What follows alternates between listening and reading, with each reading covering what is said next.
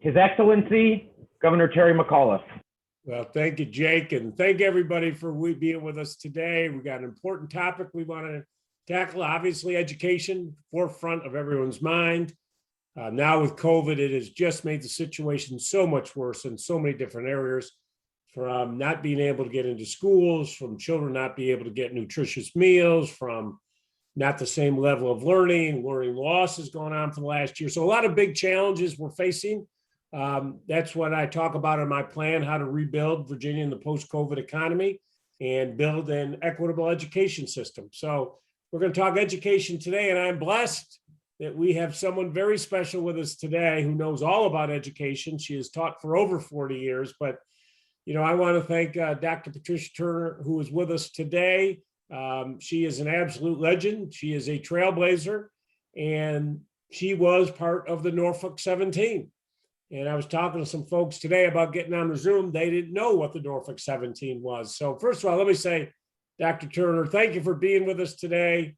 Let us, if we could, very important especially for the young people today, could you walk through your life story and the whole issue around the Norfolk 17 and really what the challenges you faced back then? Well, first, my governor, and I'm going to call you that because I believe you've already won. Thanks. Now, the whole thing is that I'm not a was, I'm a am. People always say that I was a member of the 17. I am a member of the 17. That's right. I integrated Northview Middle School, then junior high, 8th grade, alone. And I'll say alone because I was the only child of color. And there were 400 other children that didn't look like me. But I want to cover them first. We come from a time when children listened to their parents. If your parent told you to jump, you started jumping, didn't even know where you were going or how high you was jumping, you knew you better jump.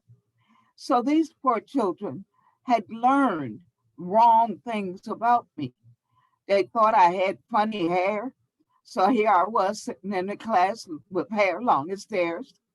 They thought I had a tail, and here I am sitting in the classroom, not weighing 100 pounds, and had on a little skirt. They couldn't figure out where was I hiding the tail. They were taught that I was ignorant and should only be their maid. And I had already passed 10th grade tests, so I was proving them wrong on things their parents had taught them. This was confusing to a child. I have no idea what happened to them when they went home, but I don't think it was very nice when they were trying to explain what was going on. Now, as I said, I had to pass 8th grade, 9th grade, and 10th grade to walk to school to enter the 8th grade.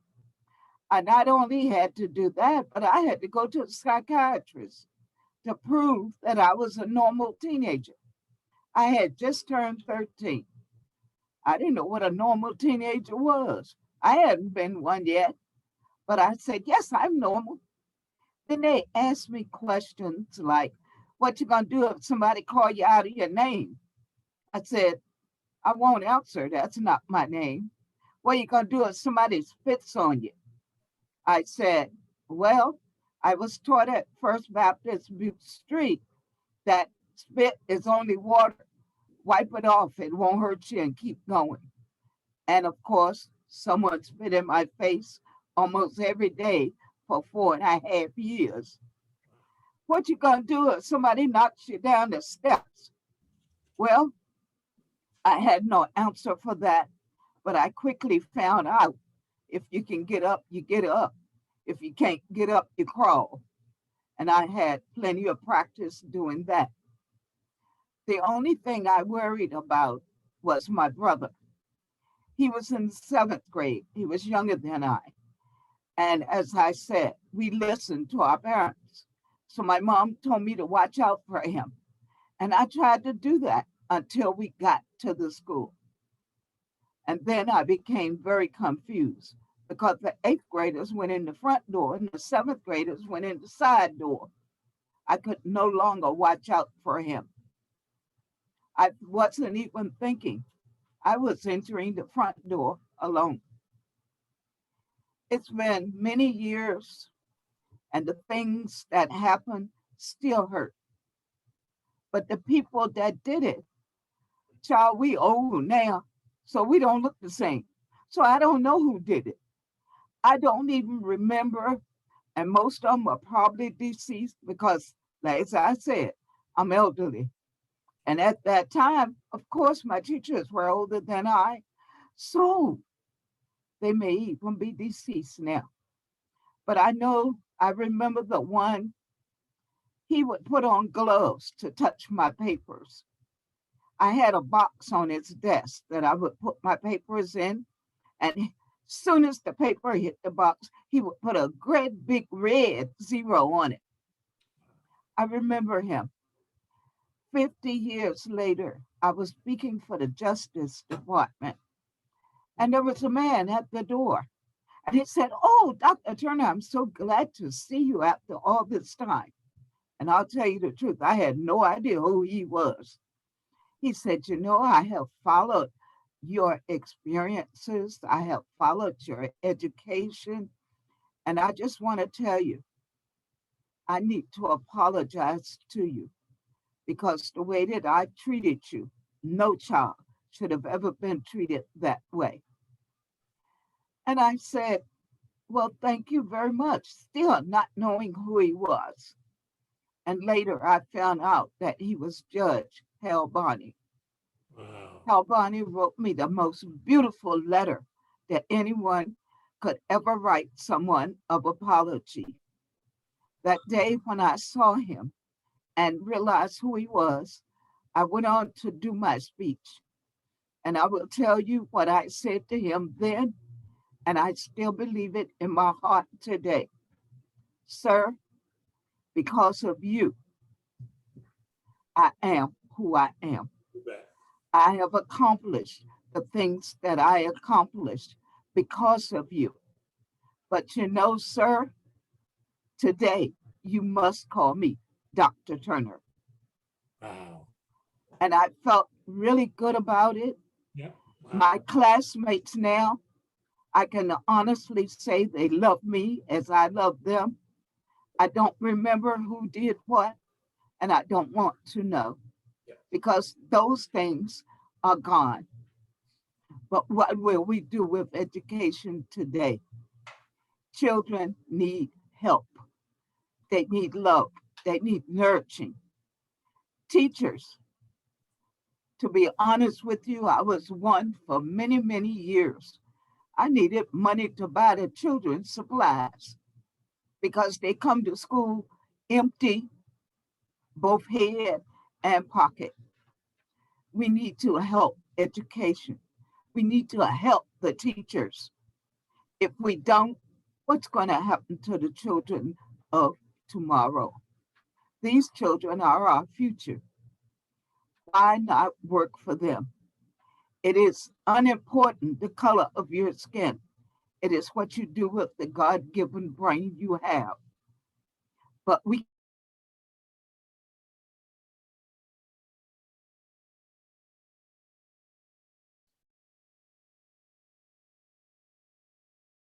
I think we froze there.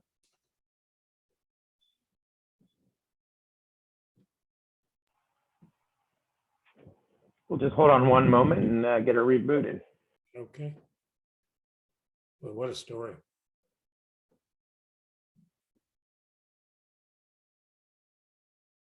because what I went through as a child brought me to the teacher that I am today. I'm still working. One day, I guess I'm going to understand the word retire. I am co-director of Oakwood Academy in Norfolk. We need help too, because the first love a child gets of a teacher is in daycare and preschool. Help them Yeah. find a way to understand it has nothing to do with the color of your skin. If we could take off the top layer, we'd all be a bunch of red people walking around. Who will you hate then? Who will you dislike? Who will you treat as if they have no brain? At 12 years old, I was doing calculus. I couldn't spell calculus, but I was working it. You see, there are two sides of a brain, and only a genius can do both. My side was math. The other side, I was struggling. There are children out there that are opposite, but without a teacher to help them become who they should be, I know one thing, there won't be a United States anymore. Let's work together and understand that love is the key to success. Get my book, I'm gonna push it. It's called Today I Met a Rainbow, because my classrooms were always a beautiful rainbow. Now I'm gonna be quiet now because I'm finished. Yeah, well, fantastic. Thank you for sharing that story. One question I have while you were there any of the white students who were there that actually befriended you? I mean, were there any folks who stepped up that feel that the way you were treated was wrong? During school time, no, but my brother had a wonderful friend, and now I have him because my brother passed in 2003. He, boys are different than girls, and boys kind of clutter to each other and make good friends. My brother befriended by or with, I'm not sure which word to use, because my brother died and left his brother to me. Randy Wright was in my brother's class, and before they graduated, they were friends. Yeah. When Skip died, he left me Randy Wright. I made some, I guess in the 11th grade, I made some friends.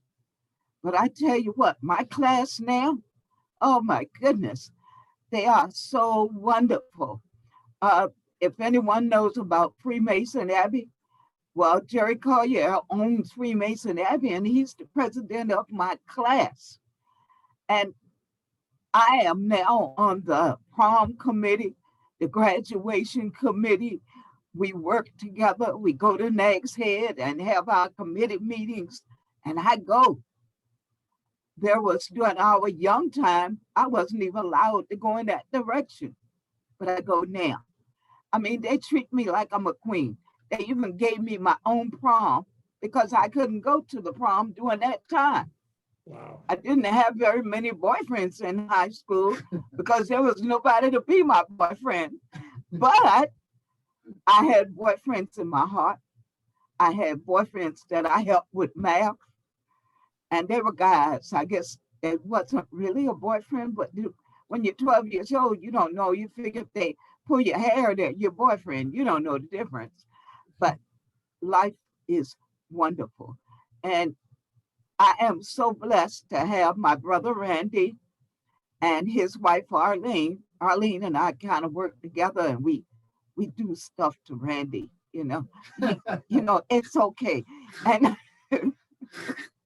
but wherever I am, he is, and he's with me today. I'm here in my office, and he's with me now. Randy, how are you, buddy? How are you? Come over here. Get over here. Okay. I actually appointed Randy to the lottery board. Yes. That's exactly right. How are you, buddy? Exactly right. Good to Yeah, see you, yeah. man. Hey, I need an appointment now. What do you want? I think I'm gonna let you know. Okay. But Doc, let me ask you this. So you've been, decades teaching, you've seen the classrooms. Obviously, after Brown v. Board of Education, talk about quality education for every school. We know that has not happened. We know that there are differences in schools and teachers and so forth. But over your decades of teaching, what is you view as the biggest problem we have in our education system today in the K-12 system? I think I know what it's not, and then we'll go from there. Okay. Teachers, qualified teachers you have, it's equipment. They need equipment. They need computers. They need, I touched something, forgive me. They need computers. They just need things to work with.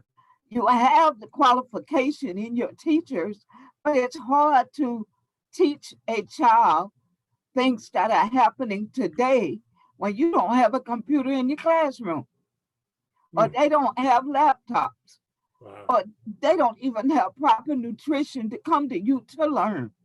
So it's equipment, it's things that you need to teach the child for the future today, for tomorrow. You know, you think about it, 80% of the jobs of the future are going to require some type of digital competency, computer training. We ought to be teaching that beginning in pre-K all the way through all of our schools. And yet, as you say, a lot of our schools don't even have the basic computer to be able to learn on, which is something that we really need to fix to build really that Yes. workforce of the 21st century. So, and I talk a lot about teacher pay, as you know. If you take average Virginia teacher pay and compare it to the average Virginia resident, we rank 50th out of 50 states. We're dead last. And that's really disgraceful for the 10th wealthiest state in the United States of America. And Correct. we need to pay our teachers above the national average for the first time ever. You could go to Maryland or DC or Delaware or Pennsylvania and get $10,000 to $20,000 more a teacher. And you wonder why, Doc, we're down 1,000 teachers today. And where do you think those 1,000 teacher shortages are? And who do you think is getting the substitute teachers? And that's what we got to fix. Exactly. How do we do a better job of making our schools more inclusive? Now, that question is very difficult. And let me tell you one thing. As I said, I was excellent in math, but English and reading was not my strong point. Yep. But you can tell that I did learn to do those things. So, Governor, don't use those great big words on a lay person. They don't know what you talk about. Talk to a person as if you would talk to a person. Yeah. When you speak above someone's head, they have no idea what you're talking about. You don't lost the whole thing. And once you lose someone, it's hard to get them back. And children today have that problem. We are working in a time when they need to know you. They need to know that there's love there. But when you speak above their heads, they don't know what you're talking about. And they're so busy trying to figure out what you're talking about that you lose the child. So you want to teach them, not expect them to know.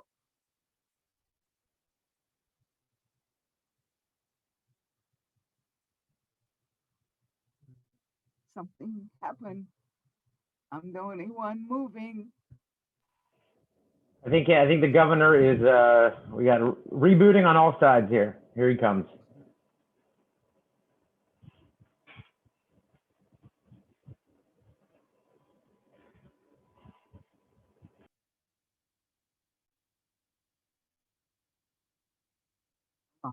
All right, Dr. Turner, it looks like his power went out a little bit. Okay. So he will be back on in 60 seconds. But as you were, talking about your experience in school, do you want to tell folks what you've kind of been up to the last, in the recent years and what you've been working on? Because I know folks will be really interested on the type of advocacy that you've been up to in helping build a stronger Norfolk, but also a stronger Commonwealth of Virginia. Well, that that question always surprises me because I'm the type of person, I know who I am, I know what I've done, but I'm always asking someone, why are you calling me a legend? Why are you saying that I make a difference? I'm just me. So I guess to answer your question is that I work on love. I don't work on the past, what you did to me, on the future, what you might do to me. I work on today and I work on love. If you ever meet me in person, the first thing I want is a hug because I never meet a stranger. And if we would just understand that they're good people and bad people, even if they're purple. So why judge me because I've got a tan that you don't have? Did you not wait for the summer and go out and lay in the beach to get darker than me? So think about what you're doing. Think about what you're saying. Talk to me as if I'm a person until you find out whether I'm good or bad. Trust me, I'm good. Does that help you? Yeah, that is excellent. And you are a proud. Oh, there's the governor. I will cede the floor back to His Excellency. Governor, you are Great. back in action. How'd we do in my absence? We had a power failure up here. I did my best, sir. Thank you. Yeah, He did really good. yeah, we had a power failure and I had to reboot. We have big winds up here in Northern Virginia. I think a tree must have taken Wow. out. So let me ask you, Doc, if you were governor for a day, okay, what's the first thing you would do? Try to be governor for 2 days. All right.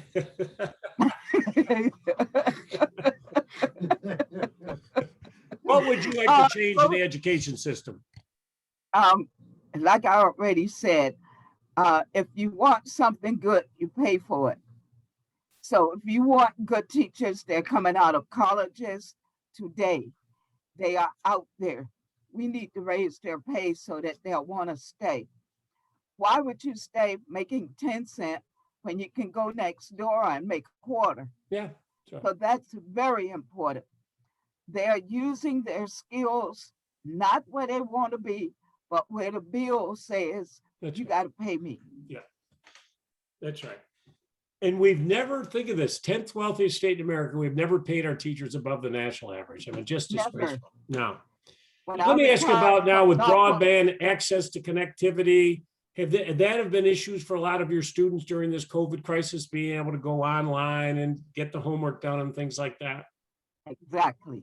A lot of times, like we have a couple of students here that they're here because at home their computer doesn't work as well.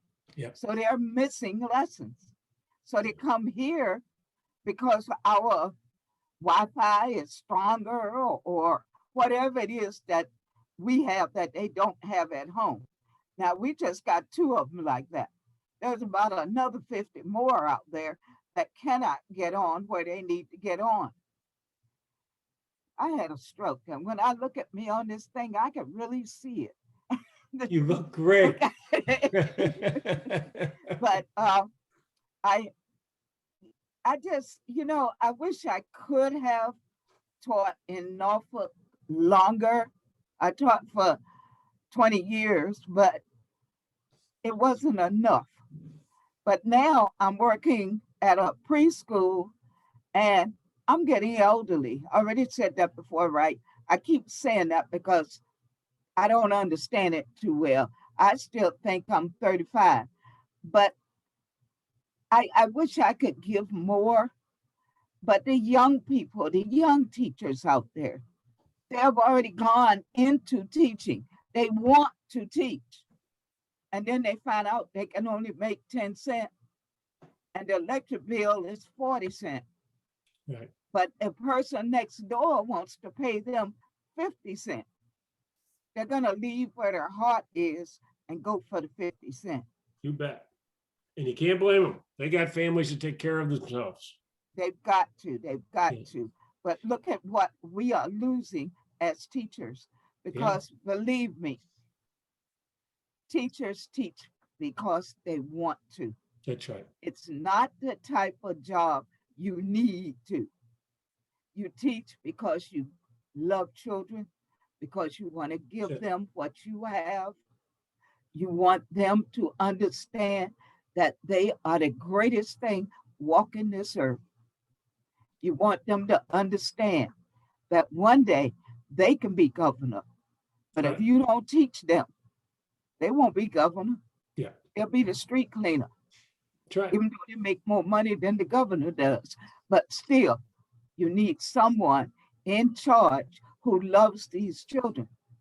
We got to love them. And if we love them, we'll teach them.